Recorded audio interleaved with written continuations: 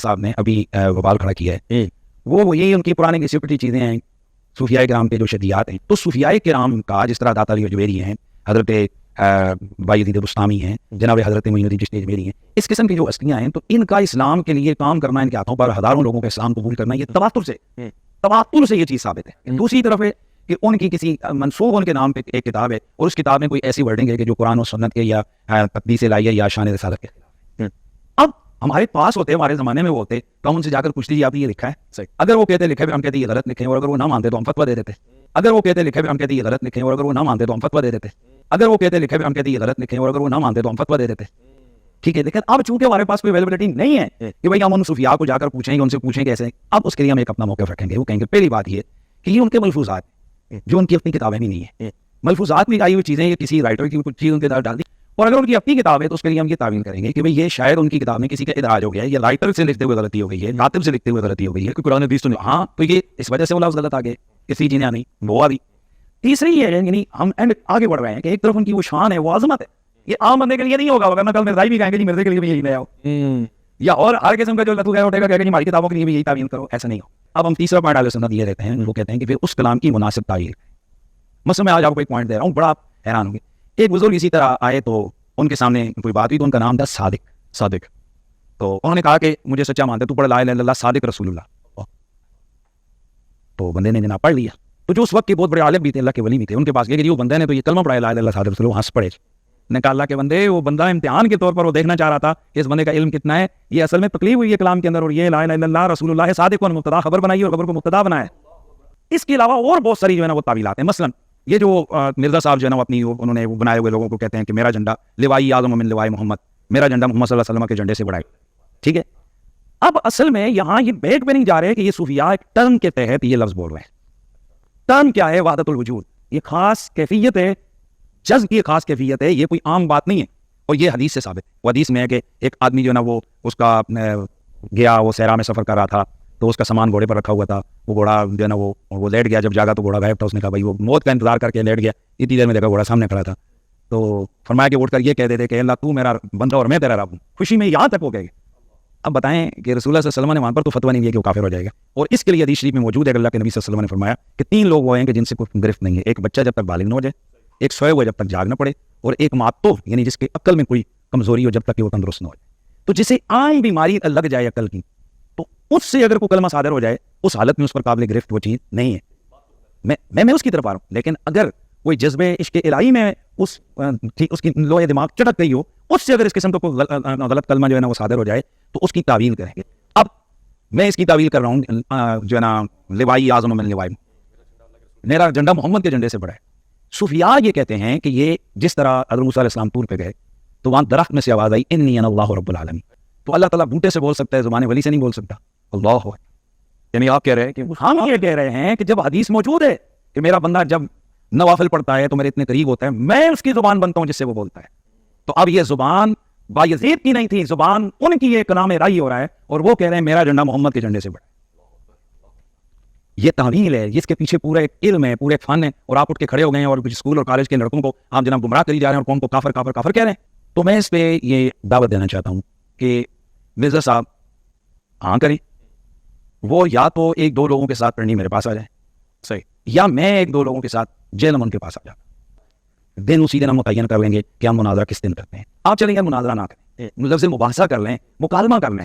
ٹھیک ہے, اب آ جائیں, بیٹھ جائیں, آپ سوال کریں, ہم جواب دیں گے, پھر ہم سوال کریں گے, ہم جواب دیں, اور اس میں ہمارا کو دعوت ہے جی چلیں نظامت آپ کر لیں اس میں, یعنی تاکہ وہ جو روز رکاوٹ والی بات ہے وہ آپ کر لیں کہ جی مفتی صاحب آپ اس کا سوال کا یہ جواب آپ دے دیں, جی مرزا صاحب آپ یہ سوال آپ یہ جواب آپ دے دیں. ٹھیک ہے, تاکہ جھگڑا نہ ہو, چاہے وہ 2 گھنٹے چل رہے ہیں, 5 گھنٹے چل رہے ہیں, 10 گھنٹے چل رہے ہیں, جو بھی ہے, قوم کے سامنے سارا کچھ جو ہے نا وہ بچہ بچی سامنے نکل آئے گا. قوم کے سامنے سارا کچھ جو ہے نا وہ بچہ بچی سامنے نکل آئے گا. قوم کے سامنے سارا کچھ جو ہے نا وہ بچہ بچی سامنے نکل آئے گا. دیکھ لیں گے, قوم بھی دیکھ لے گی. السلام علیکم لا حول ولا قوة الا بالله حسبنا الله ونعم الوکیل یا حی یا قیوم برحمتک استغیث لا الہ الا انت سبحانک انی کنت من الظالمین ربنا آتنا.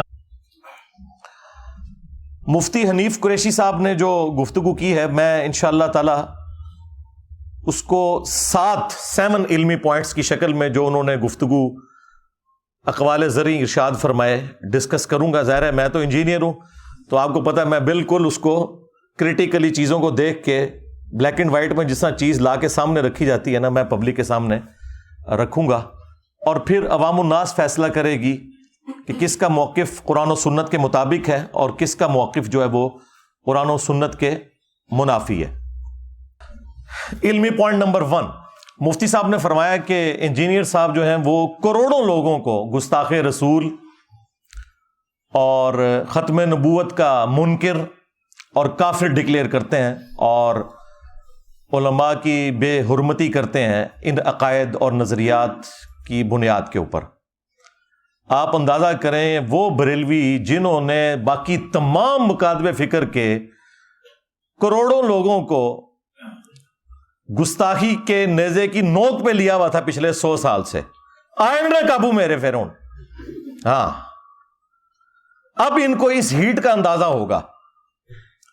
جب تک بات دوسروں پہ تھی یہ انجوائے کرتے تھے, آج اپنے پہ بات آئی ہے تو اب یہ کہہ رہے ہیں کہ جی ہمیں گستاخ رسول اور ختم نبوت کا منکر کروڑوں لوگوں کو انجینئر صاحب کافر کہتے ہیں. میں نے آج تک نہ تو کسی کو کافر ڈکلیئر کیا نہ گستاخ رسول ڈکلیئر کیا, سوائے ان کے جو چشتی رسول اللہ کے قائل ہیں. اگر تم قائل نہیں ہو تو تمہیں فکر ہی نہیں ہونی چاہیے.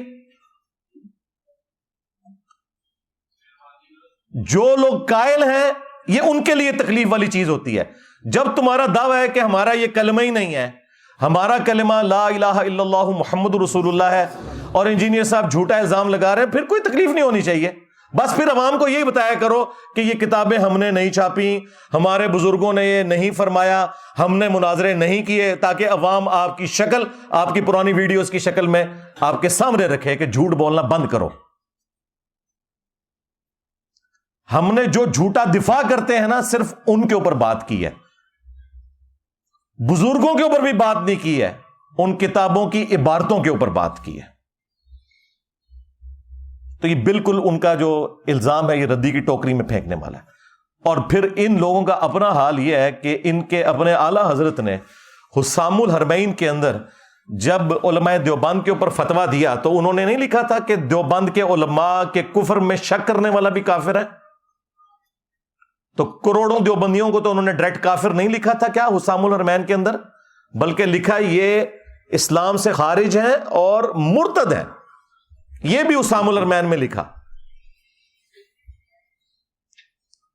اور احکام شریعت میں جب ان سے پوچھا گیا, یہ فتوے لکھ رہے تھے وہ, یہ نہیں ہے کہ راہ چلتے کسی نے ویڈیو کلپ بنا لیا تھا, وہ غصے کی حالت میں تھے. فتویٰ پوچھا گیا کہ بتائیں کہ یہ جو وہابی ہیں, اور پھر اس بریکٹ کو کھولا, دیوبندی, اہل حدیث, رافضی یعنی اہل تشیع, قادیانی یعنی قادیانی کافروں کو بھی اسی صف میں لا کے کھڑا کیا جہاں باقی فرقے تھے. نیچری یعنی نیچر میں ماننے والے لوگ سر سید احمد خان کے, ان سب کا ذکر کر کے وہ بندہ سوال کرتا ہے کہ ان کے ذبیحے کا کیا حکم ہے. تو وہ اعلیٰ حضرت پھر قول زرعی ارشاد فرماتے ہیں ان ساروں کو ذکر کر کے, دیوبندی, اہل حدیث, وہابی, قادیانی, نیچری, رافضی, وہ کہتے ہیں یہ سب کے سب 1,00,000 دفعہ بھی اللہ کا نام لے کر جانور کو قربان کریں تو ذبیحہ مردار ہی رہے گا, اور یہ سب کے سب مرتد ہیں یعنی واجب القتل ہیں. شمشیر اعلیٰ حضرت صاحب, تمہارے اعلیٰ حضرت تو اپنے سوا سارے فرقوں کے علماء اور ان کی پبلک کو واجب القتل قرار دیتے ہیں. تم لوگوں کی یہ جرت ہے کہ تم آج آ کے ہم سے بھیک مانگ رہے ہو کہ جی ہم پہ بات کیوں کر رہے ہیں. اب تمہیں ہیٹ محسوس ہوگی. یہ اللہ کی سنت ہے کہ اللہ تعالی نے موسیٰ علیہ السلام کی پرورش دربار فرعون میں کی تھی, اور میری پرورش جو ہے وہ بریلوی خاندان کے اندر کی ہے. مجھے پتا ہے ہم یہی کچھ کرتے رہے دوسروں کے ساتھ, اس لیے مجھ سے تو کوئی چیز چھپی ہوئی نہیں ہے. تو میں نے پھر بھی کبھی کسی کو کافر نہیں کہا, صرف عبارتوں پہ بات کی ہے, یا جو ان عبارتوں کا جھوٹا دفاع کرتے ہیں. عام بریلوی دیوبندی اہل حدیث شیعہ کو کبھی بھی کافر نہیں کہا، ان کے بڑے علماء کو بھی کبھی کافر نہیں کہا۔ اعلی حضرت میرے سوا کوئی اور بولتا ہے ادر دین بریلوی؟ میں ہی بولتا ہوں نا، تو رسپیکٹ کے ساتھ ہی نام لے رہا ہوں نا۔ اور پھر اعلی حضرت کے جو ملفوظات ان کے اپنے بیٹے نے جمع کیے، جو پہلی جلد ہے اس کو تو اعلی حضرت نے خود پڑھا ہوا ہے ملفوظات کی، اور اس کی شان میں ربائی لکھی ہوئی ہے، اور وہ ملفوظات کے اینڈ پہ پرنٹ ہوئی ہوئی ہے۔ مفتی اعظم ہند مصطفیٰ رضا خان نوری، یعنی جو انڈیا میں بریلویوں کے مفتی اعظم، 1981 میں ان کی ڈیتھ ہوئی ہے، جن کی وہ مشہور زمانہ نعت ہے، تو شمع رسالت ہے عالم تیرا پروانہ، انہوں نے یہ ملفوظات جمع کیے ہیں۔ 3 سوال ہوئے ہیں اعلی حضرت سے۔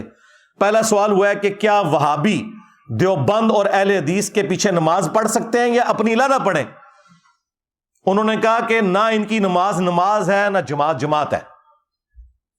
دوسرا سوال ہوا کیا ان کی مسجد میں نماز پڑھ سکتے ہیں؟ تو جواب دیا کفار کی مسجد مثل گھر کے ہے، عام گھر والی اس کی ایک تقدس والا معاملہ ہوگا، مسجد والا تقدس نہیں ہوگا، کفار کی مسجد۔ یہ نیو ٹی وی پہ بیٹھ کے کہہ رہے تھے ہم نے کبھی ایک دوسرے کو کافر نہیں کہا، یہ ڈائریکٹ لکھا ہوا ہے کفار کی مسجد۔ وہ خیر اعلی حضرت نے یہ بھی غلط لکھا، کفار کی تو مسجد ہوتی نہیں ہے، کفار کی عبادت گاہ لکھنا چاہیے تھا۔ ہاں، اعلی حضرت سے بھی بڑے اعلی حضرت موجود ہیں نا جو ان کی غلطیاں پکڑتے ہیں، ان سے سیکھ کے۔ کفار کی مسجد نہیں ہوتی، کفار کی عبادت گاہ ہوتی ہے۔ ورنہ قادیانیوں کو مسجد کیوں نہیں لکھنے دیتے یہ لوگ؟ اسی لیے کہ ان کا موقف ہے کہ وہ کافر ہیں، تو ہم انہیں مسجد نہیں لکھنے دیں گے، وہ بیت الحمد لکھتے ہیں۔ تو پھر یہ کیوں کہتے ہو کہ وہابیہ کی جو مساجد اور ان کو لکھا کفار کی مساجد، یہ لکھا کریں کفار کی عبادت گاہیں۔